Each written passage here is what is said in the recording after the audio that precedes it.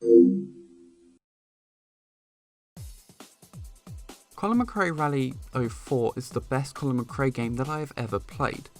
I gave it an 8 out of 10 when I reviewed it, because it is way better than the third game in every way, especially the physics.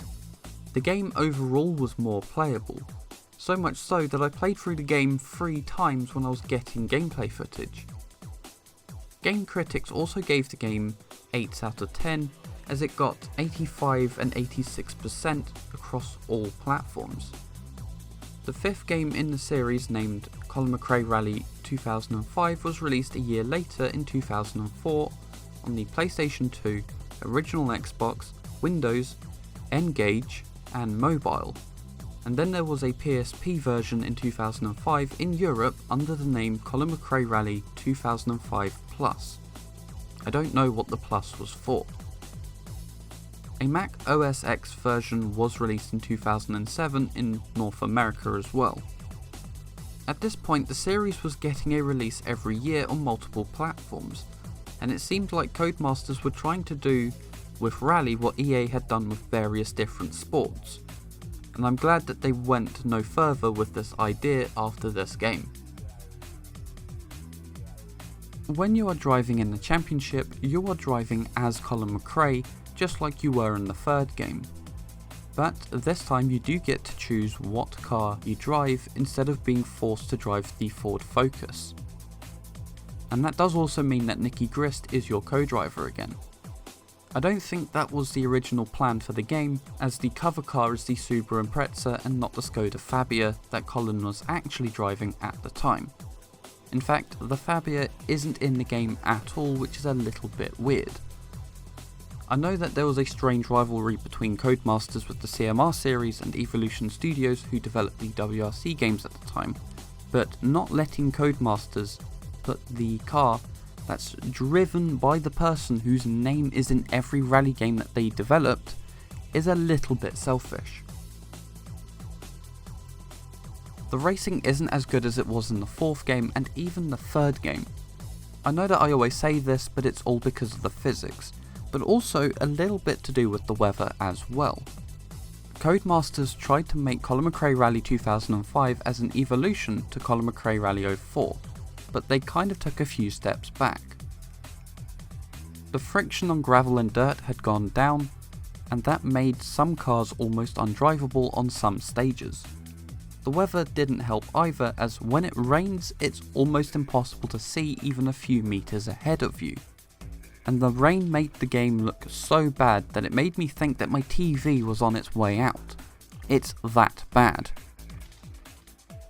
At this point, I was getting ready to give the game a 3 out of 10, even after only a few hours of playing. It really was that bad. But then I found the actual career mode, which I originally thought was the championship. This career mode is brilliant, even if you do get past the weather and lack of friction compared to the previous games. You don't just drive the all-wheel drive WRC cars. You have to drive cars from 8 classes, and this is how you unlock cars as well. The only issue that I found with this game mode is that you don't have the option to select any car from a certain class for an event, because you could be doing the all-wheel drive events, then go do the front-wheel drive events, and then back to the all-wheel drive events. I think it would have been better to have all of the events from one class all clustered together, giving the player more options when selecting cars for other events, which they would have won. Colin McRae Rally 2005 has 70 stages spread out across 10 countries: Australia, Finland, Greece, United Kingdom, Spain, the US, Sweden, Japan and Germany, with Germany being the only new country in the series. The stages don't look as good as they did in the 4th game. They look even worse than the stages in Colin McRae Rally 3, and I think it's all to do with the lighting. I guess that goes to show that lighting makes a huge difference in games. The maps may not shine, but what does shine is the car list. The game has over 30 cars which are sorted out into 8 classes: 4-wheel drive, front-wheel drive, Group B, Rear Wheel Drive, Super 2-Wheel Drive, Classic, 4x4 Off-Road and Bonus.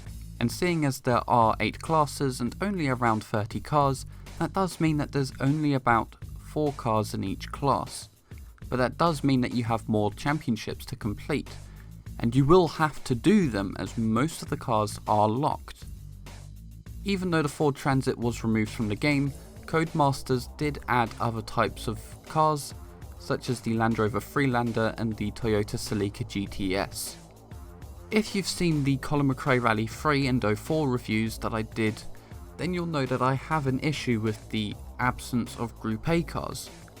Well, Codemasters had finally added them, and they are classed as Classic. Overall there are 4 Group A cars, and I really like the way that they look, but overall the cars don't look as good as they did in the 4th game. They also don't drive as well either. But that, once again, is mainly to do with the physics. Overall, I'm going to give Colin McRae Rally 2005 a 7 out of 10. The game isn't as good as the 4th one. I like that Codemasters continue to let the player pick their own car, and I do really like the car list, but I don't like the way that they had structured the car unlocking. The stages are really good, but they don't look as good as they are laid out. The series was starting to get really repetitive, with all of the games on the 6th generation consoles being quite similar. I'm glad that Codemasters decided to take a 3-year break from the series to reinvent it for the 7th generation and giving it a new name. The first game in that series was Colin McRae Dirt, but that's for another video.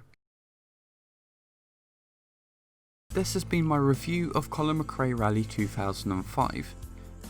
If you liked the video, then please give it a like. If you didn't, then give it a dislike, and if you want to see more, then please consider subscribing. Goodbye.